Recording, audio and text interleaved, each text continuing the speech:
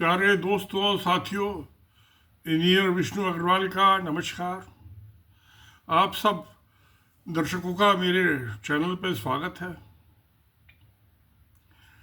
आजकल जो है इजराइल के फॉरेन मिनिस्टर विदेश मंत्री भारत आए हुए हैं और भारत के विदेश मंत्री डॉक्टर एस शिवशंकर से मिले हैं। अब उसका जो इशू एक ही है, मुद्दा एक है, मामला एक है, उसके ढंग अलग अलग हैं। अब वह है टेररिज्म, आतंकवाद। अब यूनाइटेड नेशंस के रेजोल्यूशन के मुताबिक इजराइल की स्थापना पैलेस्टाइन की जमीन पर सेकेंड वर्ल्ड वॉर के बाद 1948 में की गई।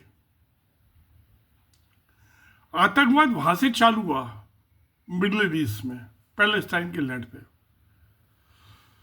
और उसी का एक नमूना जो था हिंदुस्तान में भी आतंकवाद 1948 से ही चालू हुआ, जब आरएसएस के राष्ट्रीय सेवक संघ से जुड़े हुए लोगों ने, उनकी आइडियोलॉजी वालों ने मई 1948 में महात्मा गांधी की हत्या कर दी। क्या प्यारा मेल है, आतंकवाद, इजराइल और Bharat, that is India, that is Bharat, constitution का आर्टिकल 1 के मुताबिक, इंडियन कॉन्स्टिट्यूशन के। तो दोनों कैसी दोस्ती हमजोली हुई, और वो अब तक चली आ रही है। आतंकवाद का सबसे बड़ा गढ़ पैलेस्टाइन ने इतनी हत्याएं नहीं की हैं। उनका अब तो ये हमास वगैरह है, बड़े नेताओं की तो कम से कम नहीं की उन्होंने, और अपने आदमियों की हत्या नहीं की। मैं ये राष्ट्रीय सेवक संघ ने अपने प्रचारकों की, एक प्रचारक की दूसरे प्रचारक ने हत्या की, उसकी और लंबी लिस्ट है, जोड़ना बड़ा मुश्किल काम है। मैं मोटे मोटे बता देता हूं जो खास खास प्रचारक थे। तो महात्मा गांधी तो प्रचारक नहीं थे, मैं हत्या उनकी भी की।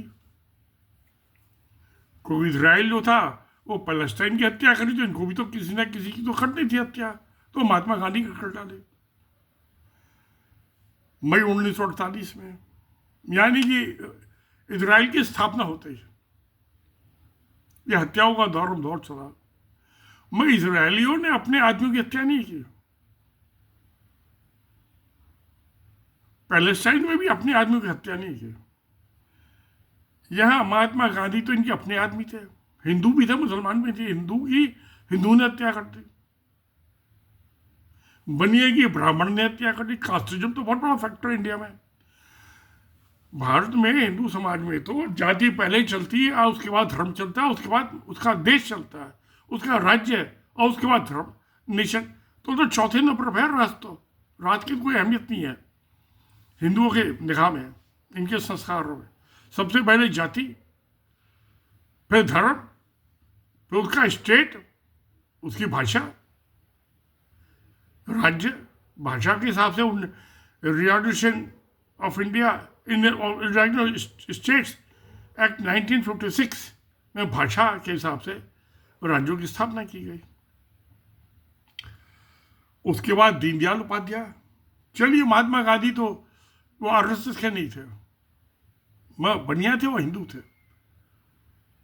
और नाथराम गौडसे ब्राह्मण थे, वो भी हिंदू थे। अब श्यामा प्रसाद मुखर्जी, वो भी हिंदू थे, वो हिंदू महासभा के थे। जब ये बंगाल में इलेक्शन हुए थे 1937 में, तो उन्होंने सुहरावर्दी चीफ मिनिस्टर बने थे, और बंगाल में जो मुस्लिम लीग के थे, और ये डॉक्टर श्यामा प्रसाद मुखर्जी उसके भी डिप्टी चीफ मिनिस्टर थे। मुसलमानों से गले मिल लिए। बांग्लादेश बन गया, ईस्ट पाकिस्तान बना, फिर बांग्लादेश में हिंदुस्तान के मुसलमानों से गले मिलने में बड़ी दिक्कत होती है, दुख होता है, सांस अटक जाती है।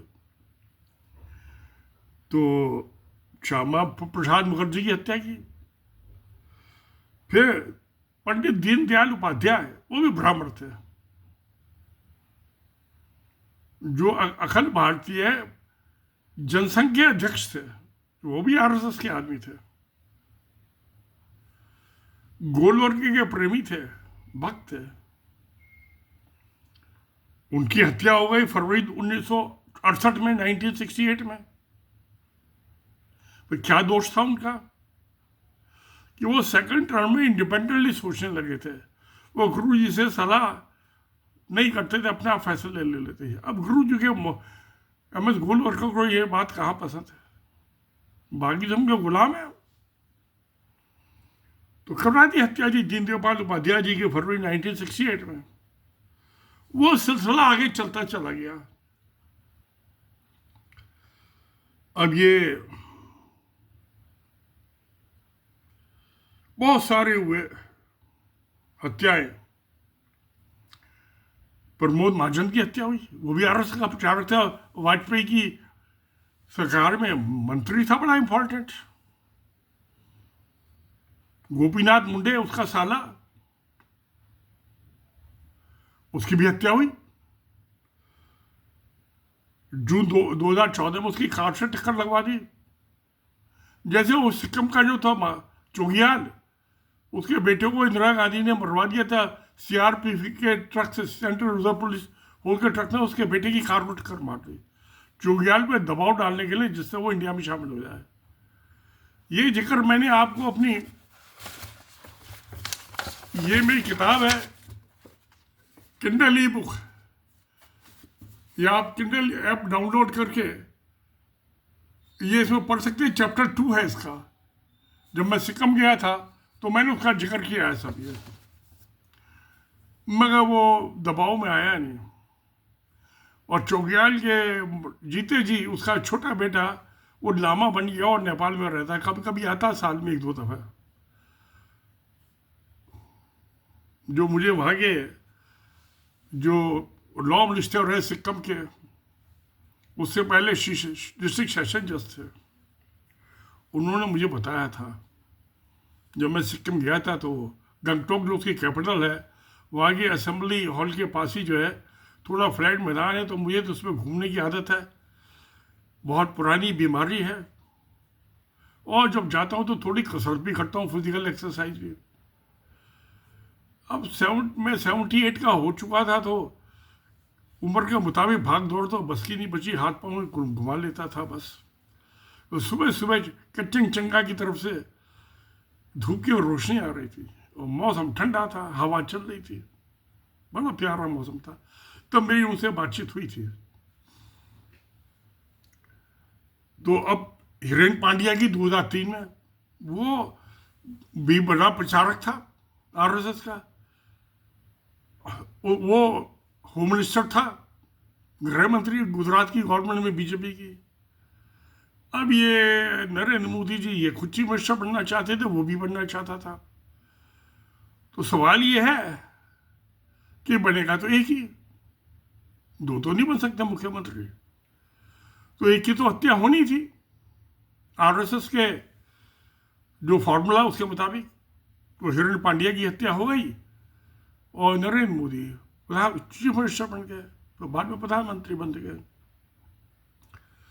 तो हिरेन पांड्या की 2003 में हो गई, मार्च 2003 में।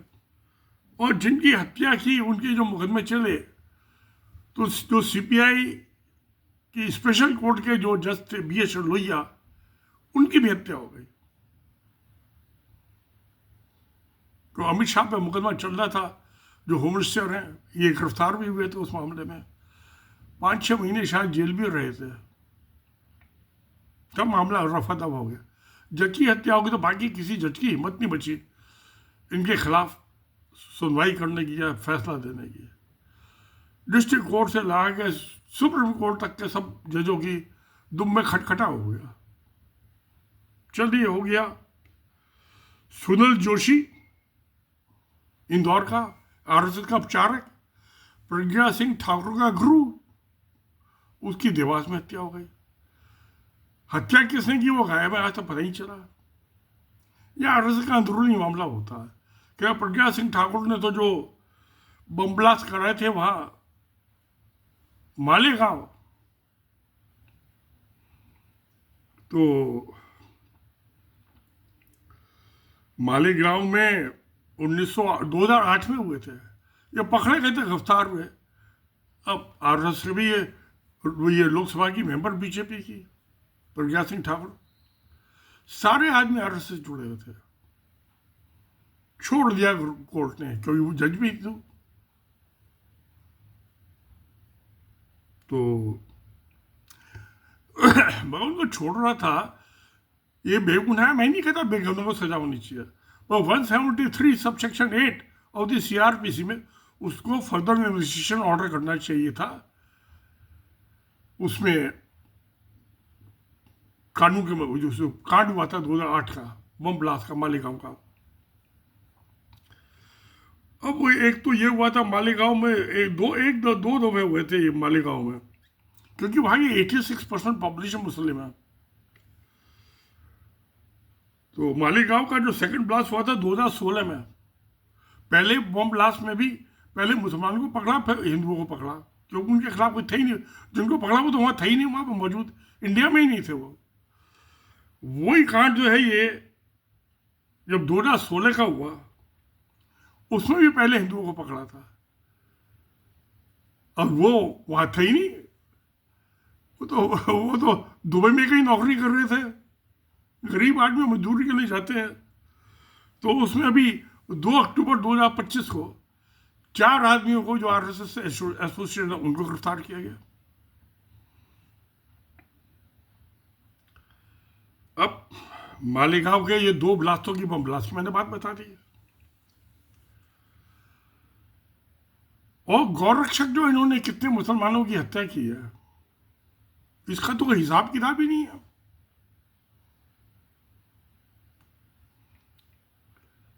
उसके अलावा ये सुनील जोशी का मैंने बता दिया, जिसकी दिसंबर 2007 में हुई थी, आरएसएस का प्रचारक था। फिर ये गौरक्षक MM कालबर की, ये इसमें अगस्त 2015 में हत्या हुई। नरेंद्र होलकर, इसकी हत्या हुई, गोविंद पराशर में। और ये गौरी लंकेश, ये जर्नलिस्ट थे, ये इनके खिलाफ लिखते थे, तो इन चारों की हत्या करा दी। आज तक किसी को सजा नहीं हुई। अब जब ये अजमेर बम ब्लास्ट हुआ, उसमें इंद्रेश कुमार जो आरएसएस का